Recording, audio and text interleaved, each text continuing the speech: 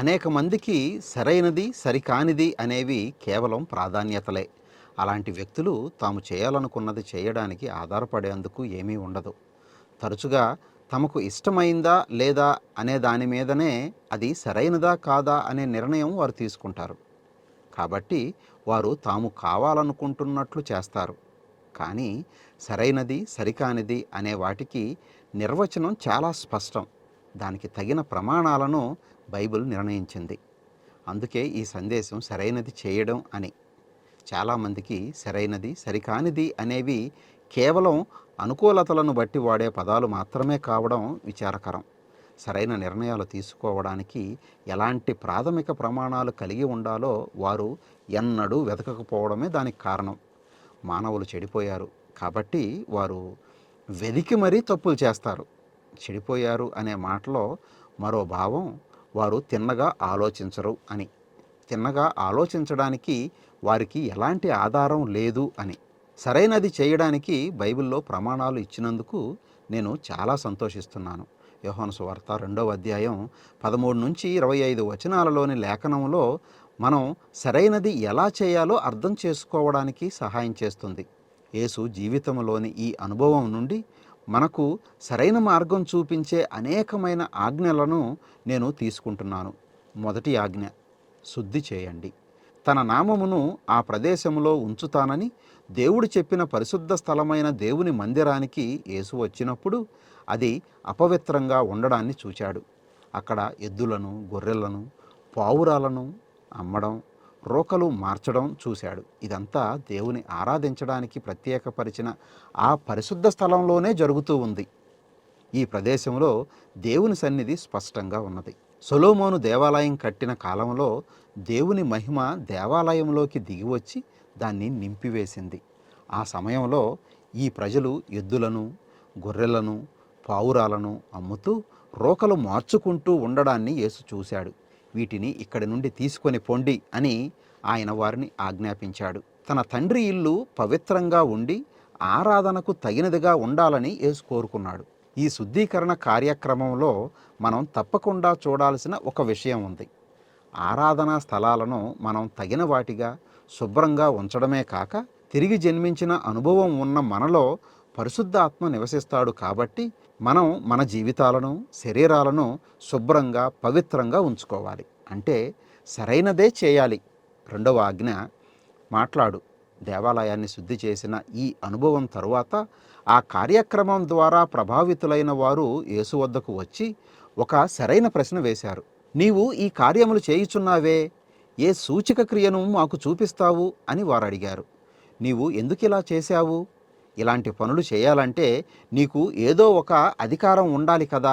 ఒక సూచక క్రియ లేక ఒక అద్భుతం వారికి సరైన రుజువుగా ఉంటుంది.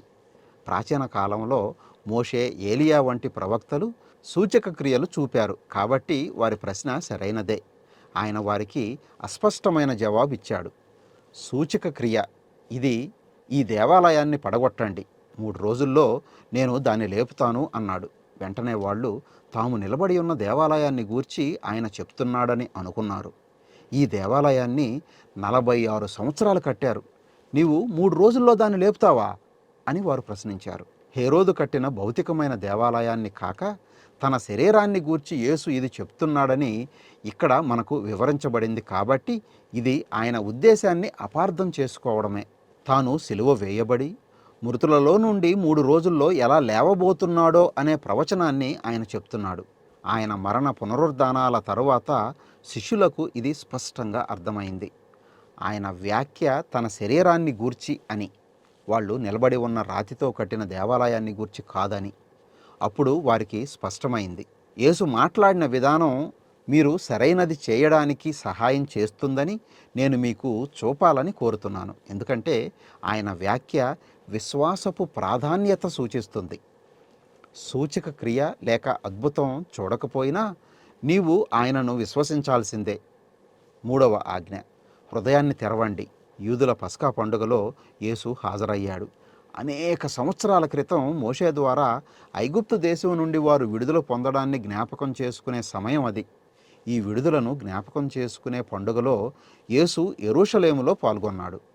ఆయనను, ఆయన చేసిన అద్భుతాలను చూచిన అనేకులు ఆయనను విశ్వసించారు.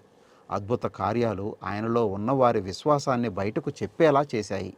యేసు అందరినీ ఎరిగినవాడు అనే విషయాన్ని మనం గమనిస్తాం. మరొకలా చెప్పాలంటే ఆయన నుండి దాక్కోవాలని అనుకునేవారు కూడా దాక్కోలేరు. ఎందుకంటే యేసు అందరినీ ఎరిగినవాడు. ఎవరిని గూర్చి ఆయనకు ఎవరు సాక్ష్యం చెప్పనక్కర్లేదు.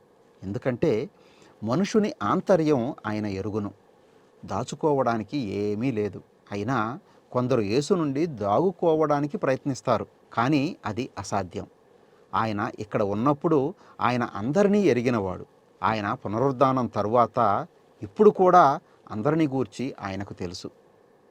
నీ గురించి ఆయనకు తెలుసు. నీవు దాక్కోవడానికి ప్రయత్నించవచ్చు, కానీ దాక్కోలేవు. ఇది నిజం.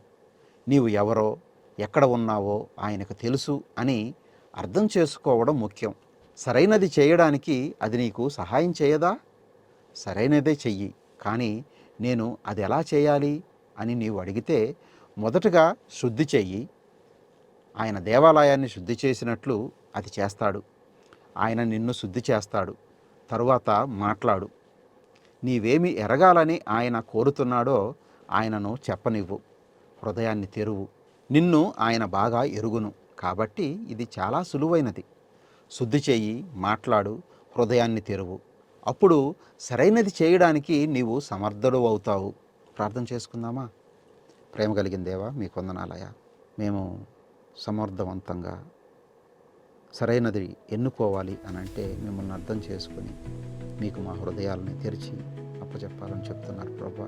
మీ మీద ఆధారపడాలని చెప్తున్నారు ప్రభా. ఆ విధంగా మేము చేయగలగడానికి సహాయం చేయమని యేసు నామములో చిన్న ప్రార్థన చేస్తా ఉన్నాం తండ్రి. ఆమేన్.